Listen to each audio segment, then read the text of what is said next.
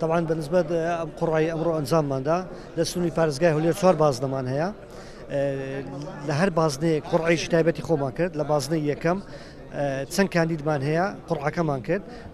لە ژمارە یەکەوە تاوەکو 19 دەرهات لە 20ەوە دەستی پێکرد زە بە ژێرەی ئەرقامی مڕەشەحین بە حرف ئەبجەدی ناوی مڕەشەحەکانمان نووسی ئیتر بە قورعە ئەو ڕقەمەی هاتە دەرەوە یەکەم ڕقم کە هاتە دەرەوە ئەچێتە سەر یەکەم مڕەشەح بەم شێوەیە بە مڕەشەحی یەکەم ڕقەمی دووەم کە دێتە دەدرێتە مڕەشەحی ڕقم دوو بەپێی ئەو ئالێتێکی خۆتان بینیتان بازنەی یەکەم تەواو بوو چوونە سەر بازنەی دووەم تاوەکو کۆتاییەکەی ژماری کاندیدەکان 44 کاندید قورعەمان بۆ کرد ئەوەکانی تر کۆتان لە مەکتەبەڵتانی قورعەیان بۆ دەکرێت ئامادەکاریت ئۆفیسامەت بەردەوام و هەڵبژاردنên دەهیدا ئەڤکە قۆناغێکە زۆر گرنگ مەبدوماییکەنە قۆناغا تیرۆپشکە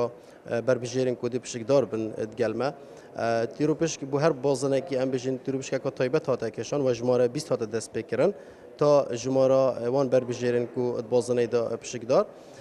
ما وەک ئۆفیسا پارێزگا دووکێ 24 کاندید هەبووینە لە سەرانسەری هەر سێ بازنان دیسان ما 6 بربژێر هەبووینە کوتا مەسیحی لێ عێراق بوو کوتا مەسیحی ئێک بازنە ئەفجا تیرۆپشکەوان البغداد هاتا كيشان اف قرعه هاتا بريفا برن اماده بونا نينري امم متحده وهروسا نينري لان السياسي وهروسا همي بربجيرا البيش